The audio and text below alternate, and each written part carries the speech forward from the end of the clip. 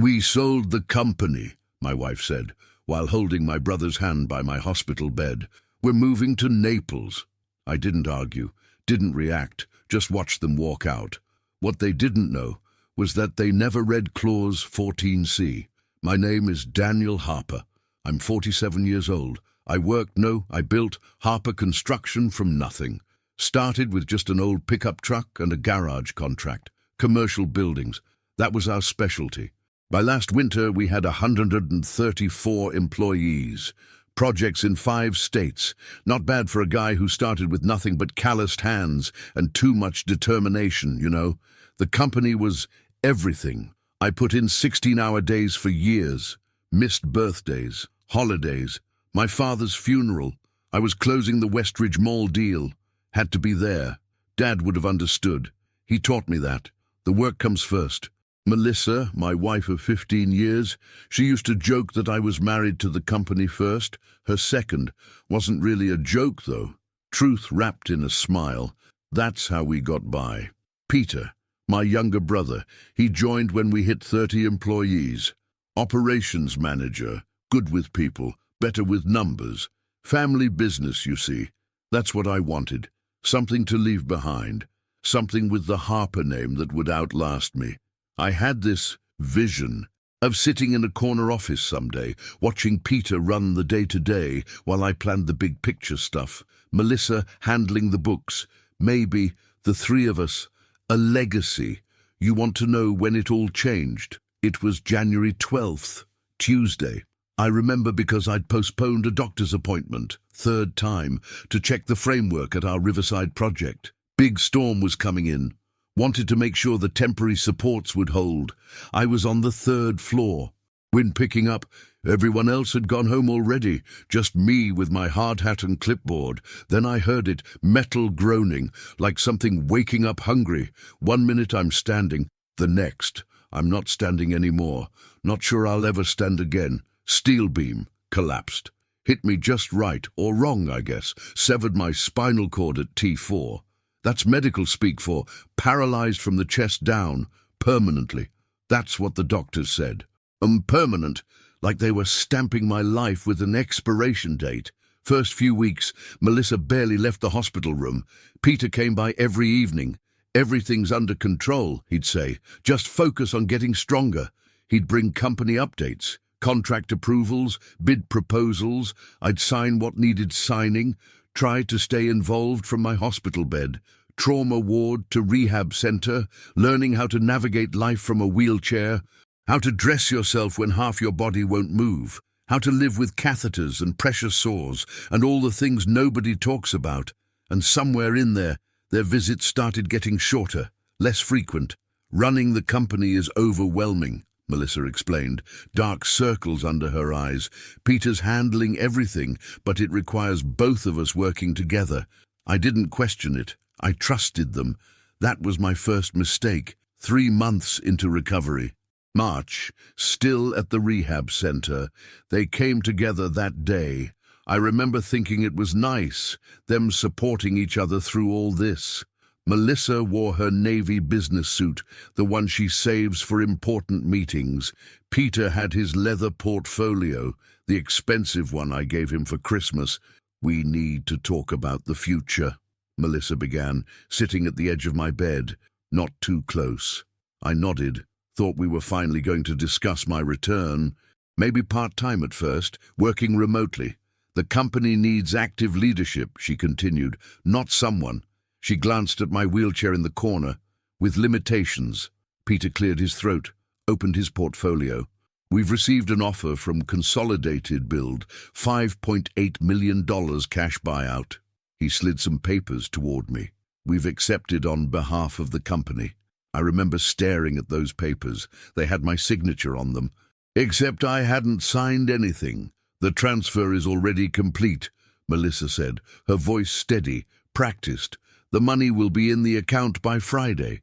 And there's something else," she added, moving closer to Peter, their shoulders touching. "We've developed feelings for each other. We're moving to Naples next week. Bought a place on the water." I looked at my brother, the way his hand found hers. Familiar. like they'd been holding each other for a while now.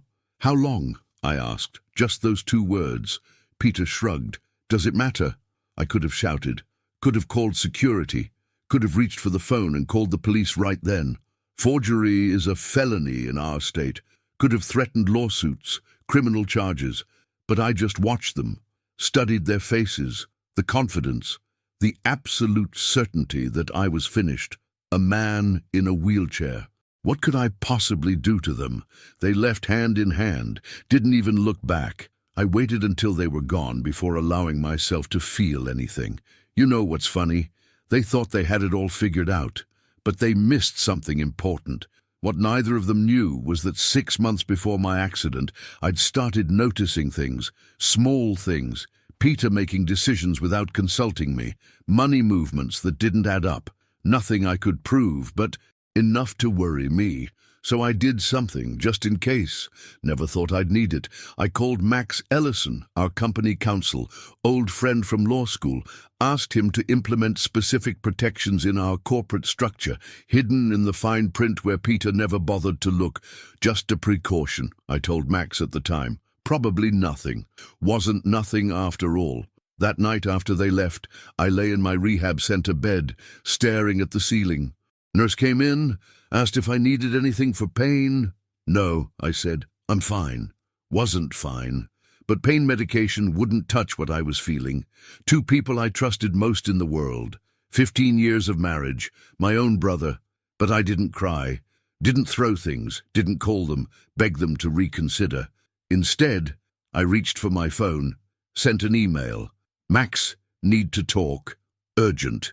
Regarding clause 14C. I slept surprisingly well that night. First good sleep in months. Next morning, Max was at my door by 7. Still had his gym clothes on, hair wet from shower. Tell me, he said, pulling up a chair.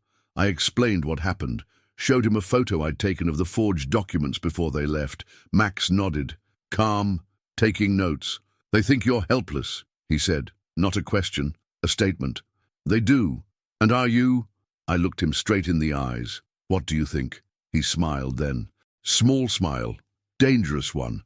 I think we should let them keep thinking that, for now.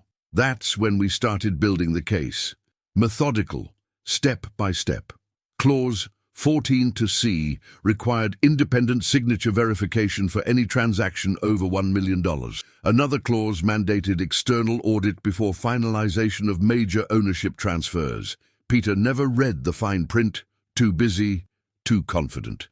Max contacted the forensic document examiner, guy named Rothman, best in the state, then reached out to the bank, put them on notice about potential fraud, and finally he sent a certified letter to Consolidated Build. This letter serves as formal notification of potential document fraud in the acquisition of Harper Construction. No dramatic confrontation, no angry phone calls, just quietly setting the dominoes in place. Then we waited. While waiting for the pieces to move, I focused on getting stronger. Physical therapy twice a day, learning to transfer from bed to chair without help, building upper body strength. My roommate at rehab, guy named Craig, former Marine, paralyzed in Afghanistan, he noticed the change in me. You got that look, he said one day. What look? I asked, finishing my 3rd set of pull-ups. The one that says somebody's about to have a real bad day. And it ain't you. I just kept doing pull-ups.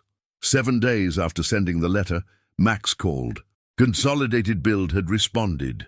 Their legal team had placed a hold on the transaction. All funds frozen pending investigation.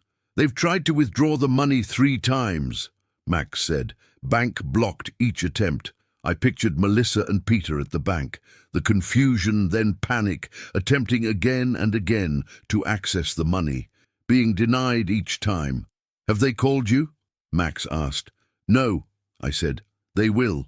2 days later, my phone rang. Peter's name on the screen. I didn't answer. He called 5 more times that day, left 3 voicemails. I deleted them without listening. Melissa tried next. Text messages. We need to talk. Please call me. This is a misunderstanding. We can work this out. I didn't respond to any of them. Meanwhile, Max was building the case. Forensic report confirmed the forgery. Bank records showed unusual transfers in the months before the accident. Small amounts, but they added up. Over $200,000 moved to an account we later discovered was jointly held by Peter and Melissa. It wasn't just opportunism after my accident. They'd been planning this, maybe hoping for an opportunity, maybe planning to create one. I'll never know if they had anything to do with the accident itself. The investigation ruled it structural failure due to high winds. But sometimes I wonder, either way, I kept collecting evidence, building the case. No rush, no emotion, just preparation. 3 weeks after their visit, Melissa and Peter returned to the rehab center. Unannounced this time. I was in the middle of therapy when they appeared. "We need to talk," Peter said. No greeting, no pleasantries. His face tight with stress. Melissa behind him, sunglasses on even though we were indoors. "I'm busy," I replied, continuing my exercises. "Danny, this is serious," he insisted. "The sale is frozen. We can't access the funds." I just kept doing my reps. 1, 2, 3. "Did you hear me?" he asked, voice rising. "Everything's on hold. We've already bought the house in Naples. We need that money." 4, 5, 6. "Say something," he demanded. I finished my set, 10 reps, lowered myself back into the wheelchair, looked up at them both. "I heard you," I said. "I'm just not interested in your problems." Melissa stepped forward then, took off her sunglasses, eyes red from crying or lack of sleep, maybe both. "Daniel, please," she said. "We made a mistake. We can fix this." I wheeled myself toward the water cooler, poured a cup, drank it slowly. "What exactly," I finally asked, "are you proposing to fix?" They looked at each other, a quick, nervous glance. "We can tear up the sale documents," Peter offered. Pretend it never happened. Go back to how things were." I almost laughed. "Almost how things were," I repeated. "You mean when my wife and brother were stealing from the company? Or when they forged my signature? Or when they were sleeping together behind my back? Their faces, that moment, Peter's mouth opening and closing like a fish, Melissa turning pale. You knew," she whispered. I didn't answer that, just wheeled past them toward the door. "And I have another therapy session," I said. "Don't come back." "Danny, wait!" Peter reached for my wheelchair. I stopped, looked at his hand on my armrest, then up at him. "Remove your hand," I said quietly, "or I'll have security remove you." He let go, stepped back. As I left, I heard Melissa start to cry, didn't look back. That night, Max called again. Consolidated, Build wasn't just investigating anymore. They were filing suit against Peter and Melissa for misrepresentation and fraud, seeking damages of $7.2 million. "They're countersuing," Max told me, "claiming you gave verbal permission, that the signature was a formality you authorized." "Let them," I said. "It's their word against the corporate bylaws." "They've hired Garrison," Max warned. "Big-name attorney. Expensive." "Good," I replied. "Let them spend whatever money they have left. It won't change anything." That was the moment I knew we'd win, not just legally, but completely. Court date set for April 28th. 6 weeks away. I checked myself out of rehab a week early, against medical advice, moved back to my house. Our house, I guess. Found it half empty. Melissa had taken her things, some of mine too. The good stuff, art pieces, collectibles. Didn't matter. I hired a home health aide, guy named Carlos, former nurse, built like a linebacker. Helped with the things I couldn't do myself yet. First day home, I had Carlos drive me to the office, Harper Construction Headquarters, building. I designed myself 10 years ago. Staff looked shocked when I rolled in. Nobody expected to see me, especially not in a wheelchair. Janice, our receptionist of 12 years, started crying when she saw me, came around her desk, hugged me awkwardly. "We heard rumors," she whispered, "that you were selling, that you weren't coming back." "Not true," I told her, "just taking some time to heal." I had Carlos push me from department to department, greeting everyone, shaking hands, letting them see me, broken but not beaten. Made my way to my office at the end. Found Peter's things there, his golf trophies on my shelves, his photos on my desk. Had Carlos pack it all in boxes, left them in the hallway. Then I called an all-hands meeting in the conference room. Everyone gathered. 37 employees, all that remained, had been over 100 before my accident. Many had quit or been let go under Peter's management. I wheeled to the front of the room. Silence fell. "I'm Daniel Harper," I began. Simple, direct. "Some of you I know, some I don't. That will change starting today." Told them everything.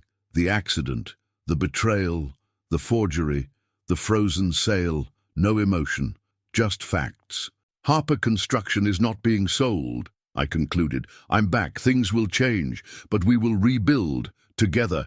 Any questions?" Silence. Then slow applause, starting from the back, spreading forward. When it died down, Sarah from accounting raised her hand. "What about Peter and Melissa?" she asked. "Are they coming back?" "No," I said. "They're not." Simple as that. That evening, my phone exploded with calls and texts. Peter and Melissa had heard about my office visit, the meeting.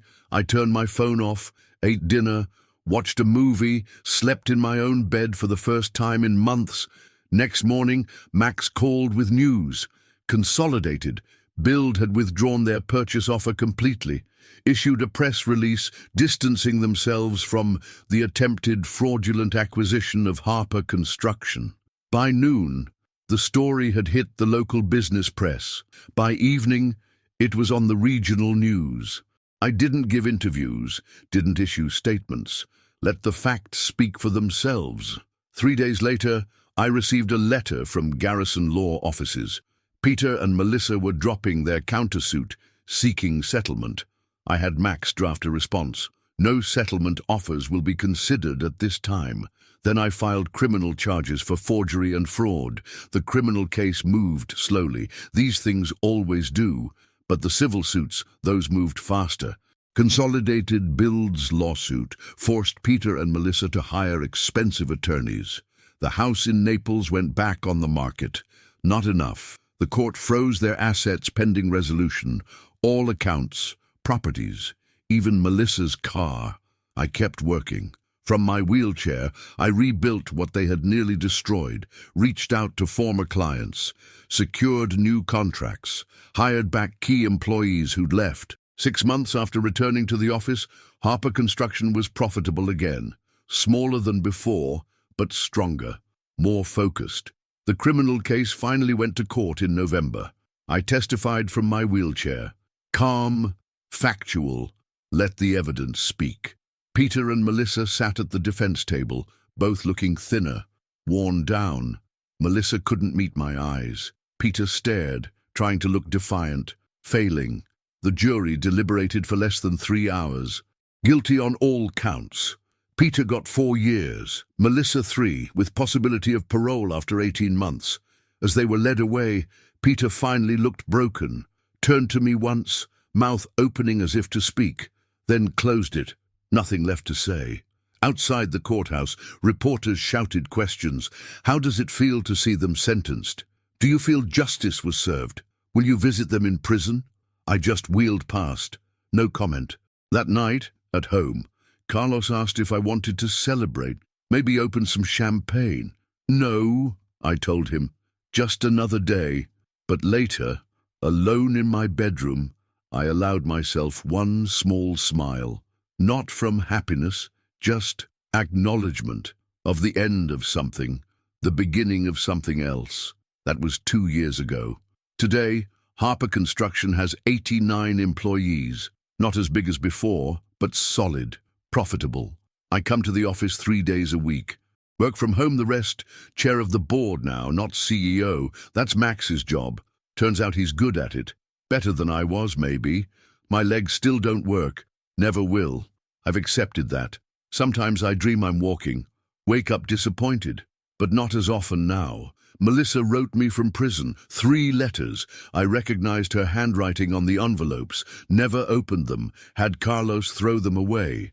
She gets out next month. Probation officer called to verify she can't contact me. restraining order in place. Peter still has 2 years left. His attorney reached out last month, said he wants to apologize in person. I declined.